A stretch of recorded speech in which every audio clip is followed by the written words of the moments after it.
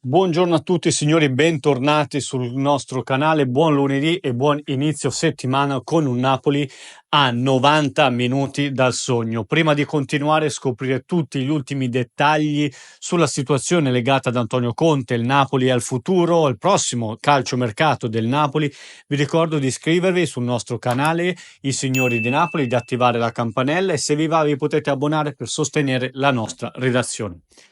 Allora, signori, come detto nell'intro di questo video e come avete visto nella miniatura, mancano 90 minuti alla svolta, la vittoria del campionato dello scudetto del nostro Napoli. 90 minuti che ci separano appunto da un vero e proprio capolavoro messo in scena da una persona, Antonio Conte, che nonostante il pessimo mercato dello scorso gennaio, con la vendita di Kvaratskhelia e l'arrivo di Okafor, riuscirà con ogni probabilità, speriamo ragazzi veramente, a portare il Napoli verso il trionfo. Ieri abbiamo pareggiato 0-0, una partita difficile fuori casa contro un Parma comunque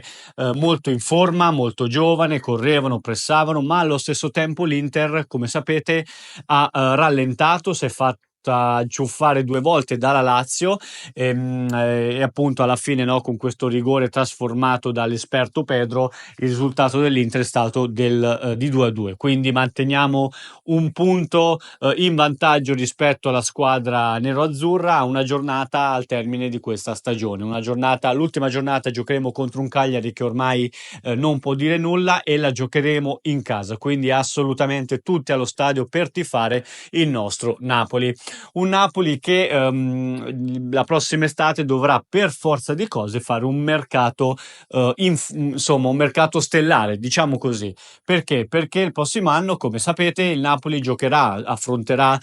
tre competizioni, Coppa Italia, Campionato e Champions League, e quindi avrà obbligatoriamente bisogno di una rosa a livello qualitativo più lunga. Allo stesso tempo c'è un brutto rumors, un fastidioso direi rumors che arriva direttamente da Alfredo Pedullà,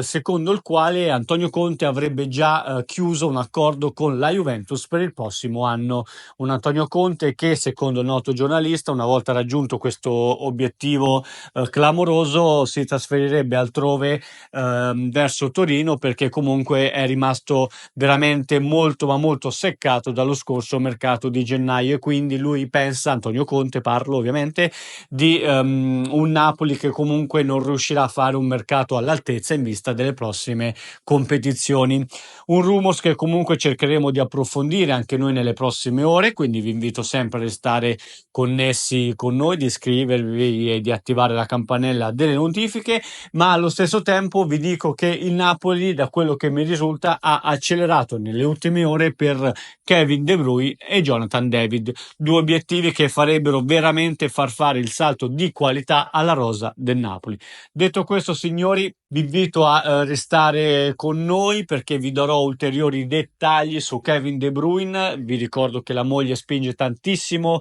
il marito, no, ad accettare la proposta del Napoli, e allo stesso tempo l'entourage di Jonathan David sembra essere più propenso ad accettare la proposta azzurra, perché comunque anche lo stesso Jonathan David ha maggiori garanzie di un posto da titolare negli 11 del Napoli. Detto questo, signori, grazie per essere stati con noi, attivate la campanella delle notifiche, commentate, voglio sentire tutto il vostro amore per il nostro Napoli. Grazie per essere stati con noi, a presto.